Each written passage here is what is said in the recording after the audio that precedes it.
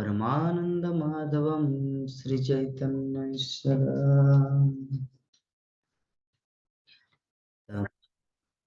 देवं करुणानिधानं तमालवर्णं सुहितावतारम् अपार संसार समुद्र सेतु भजामः भागवत स्वरूपम्।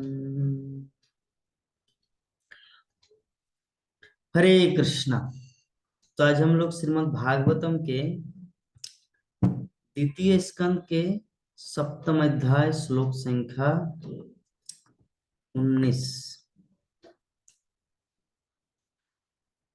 तुभ्यं च नारद भृशं भगवान् विवृद्ध भावेन साधु परितिष्ठो वाच जोगं ज्ञानं च भागवतात्मं सततं दीपं जद्धासुदेव शरणा विदुरं सचेवा। तुभ्यं च नारद भृशं भगवान् विवृद्ध भावेन साधु परितुष्ट उवाच जोगम् ज्ञानं च भागवतात्मसततदीपं जद्वासुदेव शरणा विदुरं च सेवा। तो ये जो हमारा प्रसंग चल रहा है, नारद मुनि को ब्रह्मा भगवान की विभिन्न लीला कथाओं को सुना रहे। तो आज बता रहे कि हे नारद, तुम्हें श्री भगवान ने अपने हंसावतार में ईश्वर के विज्ञान तथा दिव्य प्रेम भाव के विषय में शिक्षा दी थी। वे तुम्हारी अगाध भक्ति से अत्यधिक प्रसन्न हुए थे। उन्होंने तुम्हें भक्ति का पूरा विज्ञान भी अत्यंत सुबोध ढंग से समझाया था, जिसे केवल भगवान वासुदेव के प्रति पूर्ण समर्पित व्यक्ति समझ सकते हैं। तो यहाँ पे ब्रह्मा जी जो हम सबको बोलना चाह रहे हैं कि जो भगवान की महिमा, भगवान श्री कृष्ण की लीला कथा एवं उनके भक्तों की महिमा, इसको हर कोई समझ नहीं सकता। इसको कौन समझ सकता है? जो भगवान वासुदेव के श्री चरणों में समर्पित आत्माएं होती हैं, वही दिव्य ज्ञान दिव्य भक्ति को समझ सकता है। एक्चुअली दिव्य ज्ञान और भौतिक ज्ञान में अंतर क्या है, इसको थोड़ा हम लोग समझते हैं। भौतिक ज्ञान का अर्थ होता है कैसे खाना चाहिए, कैसे सोना चाहिए, कैसे रहना चाहिए, कैसे बातें करना चाहिए, लाइक दैट, ये सब भौतिक ज्ञान में आता है। और दिव्य ज्ञान में क्या आता है? दिव्य ज्ञान का अर्थ होता है कि जीवात्मा होने के नाते हम सब भगवान के एक अंश है। जैसे भगवान सूक्ष्म सच्चिद, जैसे भगवान पूर्ण सच्चिदानंदमय है, उसी प्रकार हम सब भी सूक्ष्म सच्चिदानंदमय है, लेकिन हम लोग उसे भूल चुके हैं। तो जो भूलने की जो प्रक्रिया है और उसको याद दिलाने की जो प्रोसेस, प्रक्रिया, वो है दिव्य ज्ञान। दिव्य ज्ञान का अर्थ होता है रियलिटी, कि आत्मा वास्तव में है क्या, और हम आत्मा है मगर जानते नहीं। तो नहीं जानते, इसे भौतिक ज्ञान कहते हैं, भौतिक अंधकार। और जो जानते हैं वो दिव्य ज्ञान। तो ये जो श्रीमद् भागवतम, श्रीमद् भगवत गीता, वेदों की जो शिक्षाएं, वैदिक साहित्य की जो शिक्षाएं हैं, ये क्या है? ये हम सबको वास्तविक ज्ञान प्रदान करते हैं कि हम इस जगत में आ चुके हैं। माया देवी हम लोग को पटक दिए यहाँ पर और चाबुक खा रहे हैं, मार खा रहे हैं। तो कैसे इस जगत से उस जगत को जाएंगे, वो प्रक्रिया, वो इंफॉर्मेशन, उसे कहा जाता दिव्य ज्ञान, जो श्रीमद् भागवतम या बाकी वैदिक साहित्यों में उपलब्ध है। तो श्रील प्रभुपाद तात्पर्य में लिखते हैं कि भक्त तथा भक्ति दो परस्पर संबद्ध पद है। जब तक कोई भगवान का भक्त नहीं होना चाहता, तब तक वो भक्तिमय सेवा के गूढ़ रहस्य को नहीं जान सकता। भगवान श्री कृष्ण ने अर्जुन को भगवत गीता अर्थात भक्ति का विज्ञान समझाना चाहा, क्योंकि वो उनका न केवल मित्र बल्कि परम भक्त भी था। तो भक्ति को समझने के लिए, भगवत तत्व विज्ञान को जानने के लिए सबसे पहला क्वालिटी होना चाहिए, वो है भगवान श्री कृष्ण के चरण में समर्पित अर्थात भक्ति संपन्न होना चाहिए। और दूसरा मित्र भाव। भगवान श्री कृष्ण को अपना मित्र समझना है कि संसार में कोई भी दोस्त, रिश्ते, नाती, ये कोई भी आपको हेल्प नहीं करेगा, जस्ट फॉर्मेलिटी है इस संसार में जितने सारे लोग हैं। लेकिन भगवान श्री कृष्ण के साथ हमारी आत्मा, हम जो है आत्मा, उनके साथ रिलेशन संबंध है। तो भगवान श्री कृष्ण ने अर्जुन को भगवद गीता का ज्ञान दिया। तो भगवान श्री कृष्ण ने अर्जुन के माध्यम से हम सब जीवात्माओं को वो भक्ति तत्व ज्ञान प्रदान किया। बात यह है कि सभी जीवात्माएं स्वभावतः परम व्यक्तित्व, पूर्ण पुरुषोत्तम भगवान के अंग स्वरूप होने के कारण कर्म करने के लिए अपेक्षातया कुछ सीमा तक स्वतंत्र भी है। अतः भगवान की भक्ति प्राप्त करने के लिए स्वच्छ सहयोगी बनना है और पहले से भक्ति में लगे लोगों के साथ स्वेच्छा से सहयोग करना पहली योग्यता है।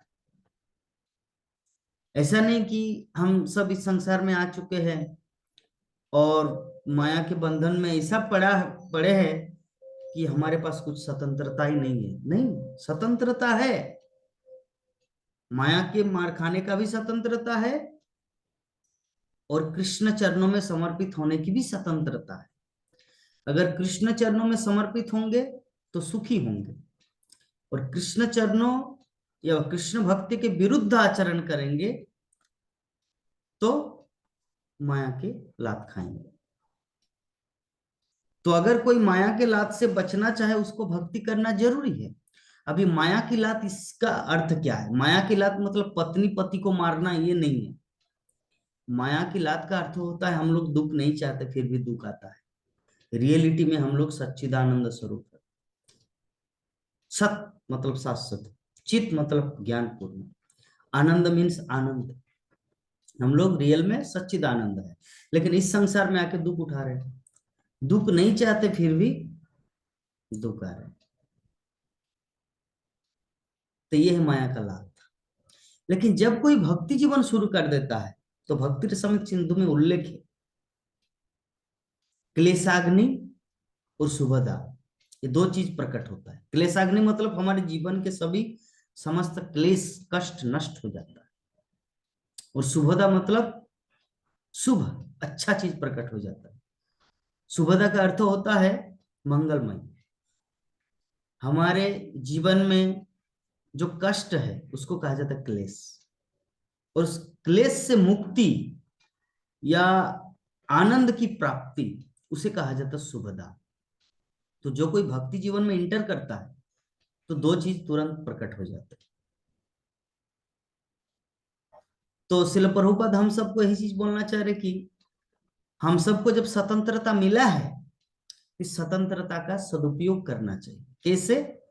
भगवान के चरणों में अपने आप को समर्पित करके कि हे प्रभु, मैं अगर कुछ काम करूं आपके लिए करूं, मैं अगर कुछ खाऊं पहले आपको अर्पण करूं फिर खाऊं, कहीं पर जाऊं तो आपका नाम लेके जाऊं, जहां भी कुछ भी करूं, जत सनासी जज्जुहोसी ददासी जत जत तपस्या कौनते तत्पुरुष मदर्पणम।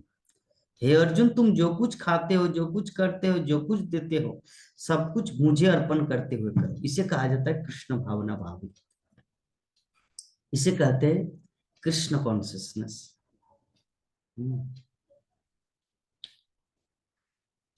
तो साधु संग यह भक्ति जीवन शुरू कैसे होगा?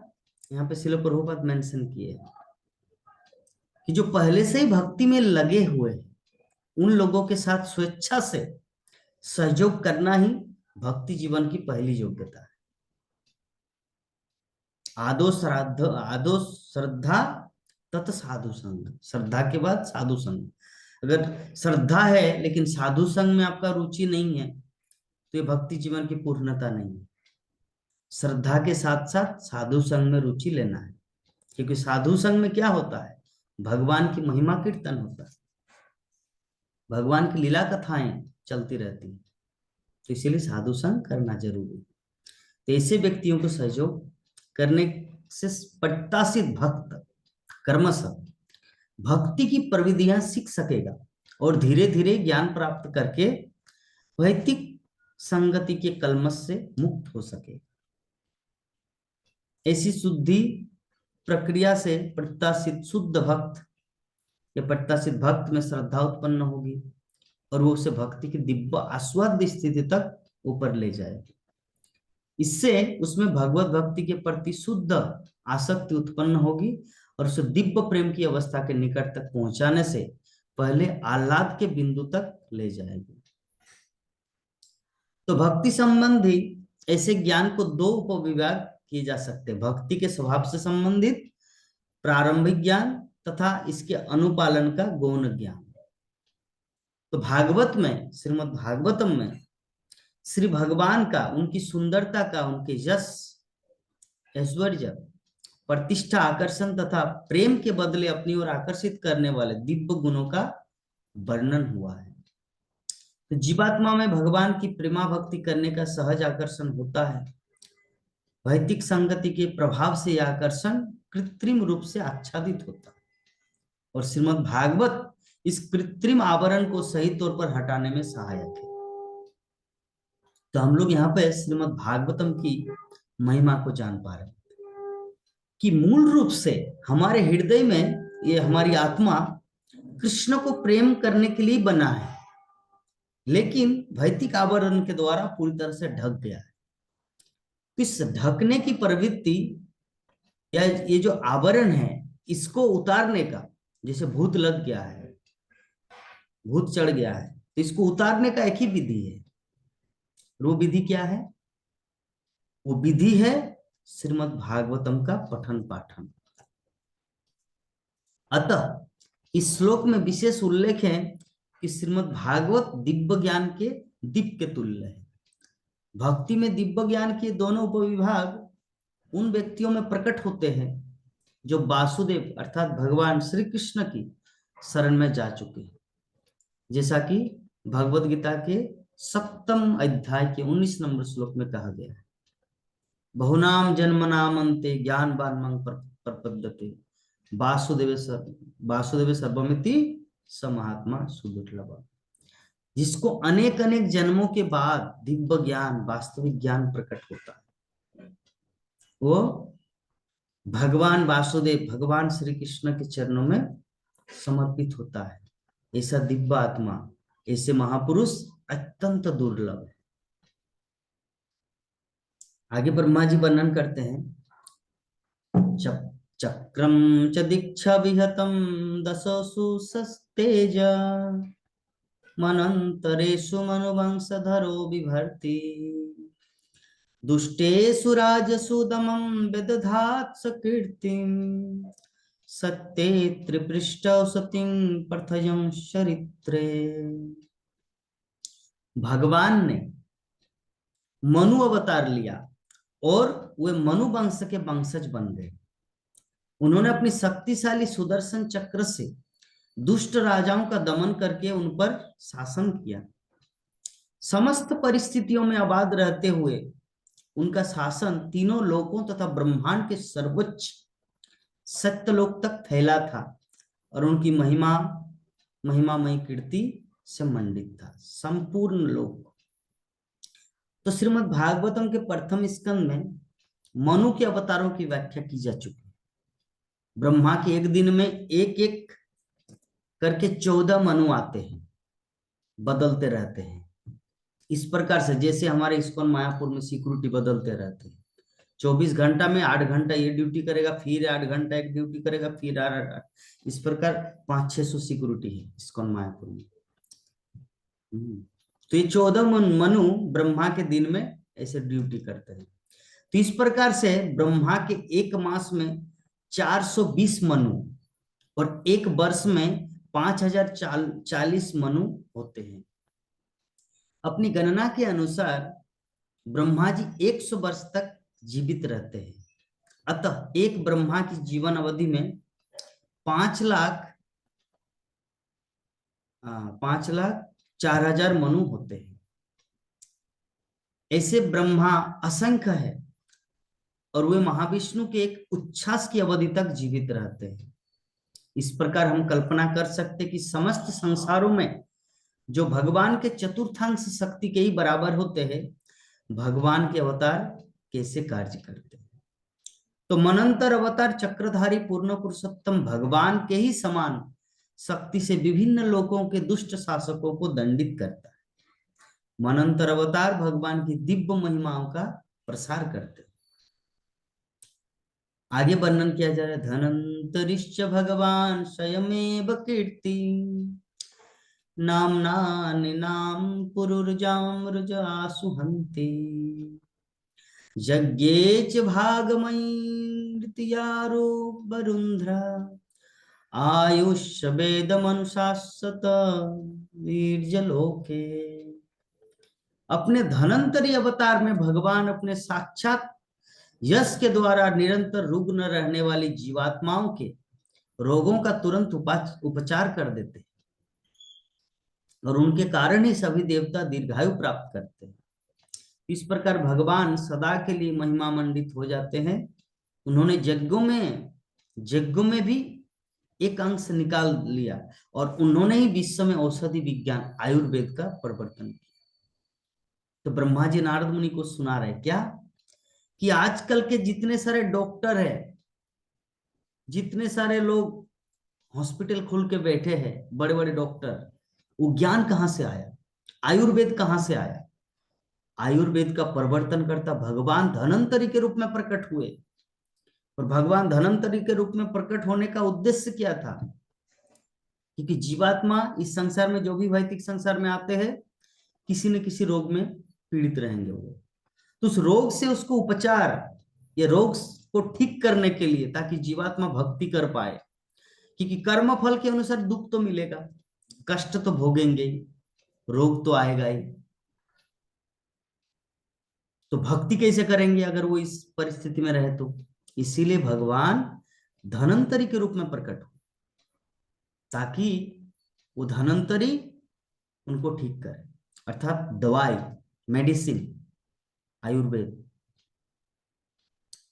तो श्रील प्रभुपाद बोल रहे कि जैसा कि श्रीमद् भागवत के प्रारंभ में कहा जा चुका है कि प्रत्येक वस्तु श्री भगवान रूपी परम स्रोत से ही उद्भूत है। अतः इस श्लोक से यही ध्वनित होता है कि श्री भगवान ने अपने धनंतरी अवतार में आयुर्वेद का भी प्रवर्तन किया और इस प्रकार यह ज्ञान वेदों में वर्णित है। वेद समस्त ज्ञान के स्रोत है, अतः जीवों के रोगों को पूर्ण रूप से ठीक करने की सारी जानकारी भी उनमें वर्णित है। हम लोग जो दुख नहीं चाहते फिर भी दुख आता है, एक रोग है, इस रोग से भी कैसे छुटकारा पाया जाए उसका भी उल्लेख, उसका भी उपचार वेदों में, श्रीमद् भागवतम में, वैदिक साहित्य में उपलब्ध है। देहधारी जीवात्माएं शरीर की रचना के कारण रुग्ण होती रहती है, क्योंकि शरीर ऐसे बना है, जलवायु, वातावरण, कुछ ना कुछ उसका प्रॉब्लम होगा ही। तो ये शरीर व्याधि का प्रतीक है, शरीर व्याधि मंदिरम। तो रोग तरह तरह के हो सकते हैं, किंतु वे शरीर, वो शरीर में उसी तरह रहते जैसे प्रत्येक के स्थान, प्रत्येक के साथ जन्म तथा मृत्यु, जैसे प्रत्येक जीवात्मा का जन्म तथा मृत्यु होता है, उसी प्रकार रोग भी सब में इंक्लूड रहता है। अतः भगवत कृपा से न केवल शरीर तथा मन के रोग अच्छे होते हैं, वरन आत्मा को भी निरंतर आवागमन से मुक्ति मिल जाती है। भगवान का एक नाम भवशोधी भी है, जिसका अर्थ है भव रोगों से बचाव का स्रोत। भवरोग, रोग क्या होता है? Malaria, typhoid, cancer. और एक होता भवरोग। भवरोग का अर्थ जन्म मृत्यु जरा व्याधि, जन्म मृत्यु जरा व्याधि। जन्म हुआ मृत्यु होगा, मृत्यु हुआ जन्म होगा, जन्म हुआ मृत्यु होगा, मृत्यु हुआ जन्म होगा, ये कंटिन्यू हुए भवरोग। दुख कष्ट उठाना पड़ता है जीवात्मा को प्रत्येक जीवन में, इसे कहते हैं भवरोग। तो भगवान का एक नाम, भगवान कृष्ण, भगवान राम, भगवान विष्णु, गोविंद, दामोदर, मधुसूदन, भगवान का एक नाम इस भवरोग को या इससे हम लोग को मुक्ति दिया दे सकते हैं। इसीलिए हम लोग को हर परिस्थिति में भगवान का नाम जपना चाहिए, गुणगान करना चाहिए। हरे कृष्ण कृष्ण कृष्ण हरे हरे, हरे राम राम राम हरे हरे। ये भगवान की नाम, भगवान की महिमा हम लोग को सर्व अवस्था में करते रहना चाहिए। इससे क्या होगा? हमारा जीवन सार्थक होगा। आगे वर्णन किया गया है। छत्रम छयाय विधिनोपभृतं महात्मा, ब्रह्मा धुग्जिंत पथम नरकार्तिलिप्सु, उद्धंत सावव निकटं तुमुग्र वीर्या, स्त्रिय सप्तकृतौरुधार परस्वधेना।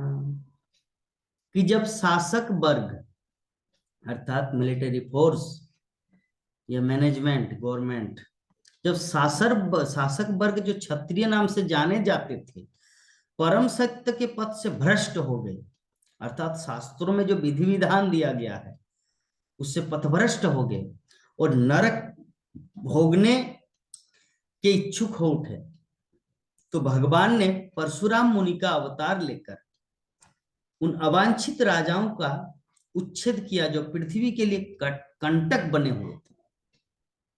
इस तरह उन्होंने अपने तीक्ष्ण फरसे के द्वारा क्षत्रियों का 21 बार उच्छेदन किया। तो ब्रह्मांड के किसी भी भाग में, चाहे वह इस लोक में हो या अन्य लोकों में, शासन करने वाले क्षत्रिय वास्तव में सर्वशक्तिमान भगवान के प्रतिनिधि होते और वे प्रजा को भगवत साक्षात्कार की ओर अभिमुख कराने के निमित्त होते। राजा का कर्म धर्म क्या है? क्योंकि जनता में अगर पाप हो तो उसका 6% पाप राजा को भोगना पड़ेगा, और अगर जनता में अगर भगवत भक्ति उन्मुख हो तो उसको 6% भक्ति मिलेगा। इसीलिए राजा को भगवान का प्रतिनिधि स्वरूप माना गया। तो राजा का उद्देश्य क्या है? जीवों को भगवत भावना भावित करने। तो प्रत्येक राज्य तथा इसके प्रशासक का, चाहे प्रशासन जैसा भी हो, राज्य तंत्र हो, तानाशाही लोकतंत्र हो इत्यादि, जो भी मुख्य कर्तव्य प्रजा को भगवत साक्षात्कार की ओर अभिमुख अभिमुख कराना है। ये सभी मनुष्यों के लिए अनिवार्य हर पिता, गुरु तथा अंततः राज्य का यह कर्तव्य है कि प्रजा को इस ओर ले जाए। वैदिक संसार की सृष्टि इसी उद्देश्य से हुई है कि उन पतित आत्माओं को अवसर प्राप्त हो सके जो भगवान की इच्छाओं के विरुद्ध कार्य करके प्रकृति द्वारा बद्ध हो गई। वैदिक प्रकृति की शक्ति मनुष्य को धीरे धीरे नित्य दुखों तथा कष्टों की नारकीय अवस्था की ओर ले जाती है। जो बद्ध जीवन के निर्धारित विधानों के विपरीत कार्य करते हैं वे ब्रह्मोजित पथ कहलाते, जिसका अर्थ है कि परम सत्य के मार्ग का विरोध कर रहे हैं, अतः वे दंड के भागी होते हैं। तो भगवान परशुराम जो श्री भगवान के अवतार है, ऐसे ही सांसारिक परिस्थिति में प्रकट हुए और उन्होंने सभी उत्पाती राजाओं का 21 बार संहार किया। उस समय अनेक क्षत्रिय राजा भागकर भारतवर्ष से बाहर चले गए और महाभारत साक्षी है कि मिस्र के राजा परशुराम के उत्पीड़न से, हाँ, परशुराम के उत्पीड़न से ही शुरू शुरू में भारत से प्रवासी बने तो जब भी राजा या प्रशासक गण ईश्वर विहीन बनकर ईश्वर विहीन सभ्यता की व्यवस्था करते हैं, तब उन्हें इसी प्रकार सभी परिस्थितियों में दंडित होना पड़ता है। यही सर्वशक्तिमान की व्यवस्था है। अभी कोई प्रश्न उठा सकता है कि प्रभु जी, अगर उस समय लोग इतना गलत काम करते थे तो भगवान अवतार लेके उनको मार देते थे।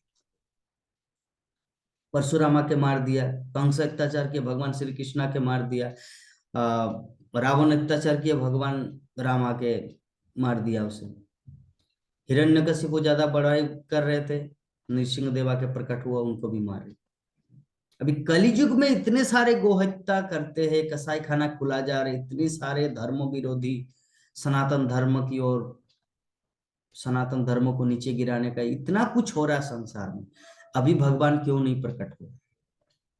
इसका उत्तर ये है क्योंकि दूसरे युगों में अगर आप किसी को मारेंगे तो ठंडा होगा या वो शरण ग्रहण करेंगे, लेकिन इस युग में अगर किसी को आप मारेंगे, उसको जेल खाना में डाल दीजिए। जैसे आधुनिक फिल्मों में क्या होता है, किसी गुंडा को आप जज के अदालत के जज है, किसी गुंडा को आप फांसी की सजा सुना दिए या आजीवन कारावास या 10 साल का कारावास, तो वो जेल में रहा लेकिन वो सुधर के नहीं आया।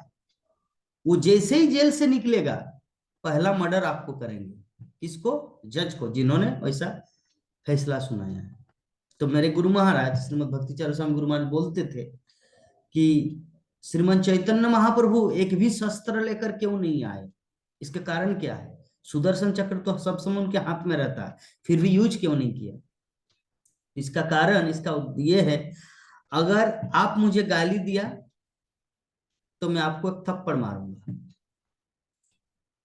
अगर मैं आपको थप्पड़ मारूंगा तो आप मुझे घुसा मारेंगे, आप मुझे घुसा मारेंगे तो मैं आपको लात मारूंगा, मैं अगर आपको लात मारूंगा तो आप चाकू निकालेंगे, आप अगर चाकू निकालेंगे तो मैं तलवार निकालूंगा, अगर मैं तलवार निकालूंगा तो आप बंदूक निकालेंगे, आप अगर बंदूक निकाले मैं पिस्तौल निकालूंगा, मशीन गन, राइफल। तो इस प्रकार मतलब व्यक्ति शरणागति नहीं होता। तो मान लीजिए भगवान प्रकट भी हो जाए और किसी एक को मार दिया, तो चलो अभी भगवान के पीछे लग जाते हैं। और भगवान श्री कृष्ण तो ऐसे रोज रोज की तरह, बच्चे की तरह तो नहीं आ सकते, ब्रह्मा के एक दिन में एक बार आ सकते हैं, तो एक दिन में आ जाते हैं तो भगवान। हमारा ये टाइम बहुत लंबा हो जाता है क्योंकि हमारी दृष्टि से, अन्यथा ब्रह्मा के प्रत्येक दिन में भगवान प्रकट होते हैं। प्रत्येक दिन में ब्रह्मा के एक दिन में 14 मनु आ जाते हैं, एक मनु में कितना युग चला जाता है, और प्रत्येक युग में भगवान आते हैं। तो भगवान ब्रह्मा के एक दिन में पता नहीं कितनी बार आ जाते हैं। तो अभी कोई प्रश्न उठा से, प्रभु इतना कसाई खाना, इतना गोहत्या चल रहा है संसार में, भगवान क्यों नहीं प्रकट हो रहा है? देखिए, आपको अधैर्य होने से कुछ मिलने वाला नहीं है। भगवान यथा समय प्रकट होगा। और शिल प्रभुपाद श्रीमद् भागवतम के 10वें स्कंद में तात्पर्य में लिखे हैं कि भगवान जब जब धर्म की हानि होती है तब तब भगवान अवतार लेते, जदा जदा ही धर्मस्य ग्लानिर्भवति भारत परित्राणाय साधुनां विनाशाय च दुष्कृताम्। तो उसी प्रकार भगवान इस युग में भी प्रकट हुए हैं। इस्कॉन के रूप में भगवान श्री कृष्ण प्रकट हुए हैं। International society for Krishna consciousness, ये महाप्रभु का संकीर्तन आंदोलन के रूप में प्रकट हुए हैं, जो जगत के असुरों को, जगत के जीवों को एक आश्रय प्रदान कर रहे हैं। क्योंकि हम सब प्राय, असुर और देवता में अंतर क्या है? हम सब आधा असुर है आधा देवता है, जो भक्ति जीवन में भी आए हैं। जब तक वो शुद्ध भक्त नहीं बनता तब तक वो आधा देव होता है आधा असुर होता है। इसीलिए भगवान बोलते ताकि हमारा मोटिवेशन चकनाचूर ना हो जाए, इसीलिए बोलते कि अपि चेत्सु दुराचार भजते माम अनन्य भाग। मतलब जो मेरी भजना करते हैं तो उसमें भी कुछ कुछ गलतियां दिख सकते हैं, मतलब वो भी कोई गलत कर सकता है, वो भी कुछ ऐसा काम कर सकते हैं जो शास्त्र के विरुद्ध हो। लेकिन भगवान श्री कृष्ण क्या बोल रहे हैं? भगवान श्री कृष्ण यही बोल रहे हैं भगवान श्री कृष्ण यही चीज बोलना चाह रहे कि अपि चेतसु दुराचार, यद्यपि कितना ही दुराचारी सुदुराचारी हो, लेकिन फिर भी उसको भक्त ही समझना चाहिए। क्यों? क्योंकि वो मेरी भक्ति में लगा हुआ है। तो अल्टीमेटली हम सब जो प्राणी हैं, जो अभी शुद्ध भक्ति को प्राप्त नहीं किए, वो आधा असुर होता है, आधा देव होता है। हाँ? तो इस्कॉन के रूप में श्रील प्रभुपाद जी इस्कॉन क्रिएट किया, महाप्रभु का जो संकीर्तन आंदोलन, ये संकीर्तन आंदोलन जगत के सामने भगवान का प्रतिनिधित्व कर इस्कॉन, और उन सबको भक्ति में भगवान श्री कृष्ण अपने चरणों में उनको ला रहे, क्योंकि जो भी इस्कॉन में आ रहे हैं वो भक्ति को प्राप्त कर रहे हैं, और भक्ति को प्राप्त करके वो भगवत धाम को जाएंगे। तो इसीलिए भगवान इस कलियुग में वैसे उग्र रूप में प्रकट नहीं हुए, बल्कि प्रेम के रूप में प्रकट हुए। बदान्य महाबदान्य नमो महाबदान्य, कृष्ण प्रेम प्रदाय, तो कृष्ण प्रेम देने के लिए महाबदान्य सबसे बड़ा दानी के रूप में प्रकट हुए। कृष्णाय कृष्ण चैतन्य, भगवान श्री कृष्ण चैतन्य महाप्रभु प्रकट हुए इस युग में। ठीक है, तो परशुराम के रूप में भी प्रकट नहीं हुए, नृसिंह देव के रूप में भी प्रकट नहीं हुए। इस कलियुग में भगवान किसी उग्र रूप में प्रकट न होकर एक प्रेम के रूप में प्रकट हुए, ताकि जगत के जीवों को शुद्ध भक्ति सिखा सके, और जो इस सृष्टि का जो उद्देश्य है वो पूरा, क्योंकि सृष्टि का उद्देश्य है भुलक्कड़ जीवों को भगवत धाम ले जाना, क्योंकि मूल रूप से सभी जीवात्माएं भगवत धाम के वासी हैं, लेकिन यहाँ पर आके वो अपने आप को भूल गए। तो भूलने की प्रवृत्ति, इसको दूर करने के लिए श्रीमद् भागवतम, वो भगवत गीता इस संसार में अवतरित हुआ है। तो हम लोग अगर आज हम सुबह श्रीमद् भागवतम के एक श्लोक पढ़ रहे थे, कृष्ण धाम है श्लोक है श्रीमद् भागवतम के तृतीय स्कंद का, एक सेकंड बता रहे हैं।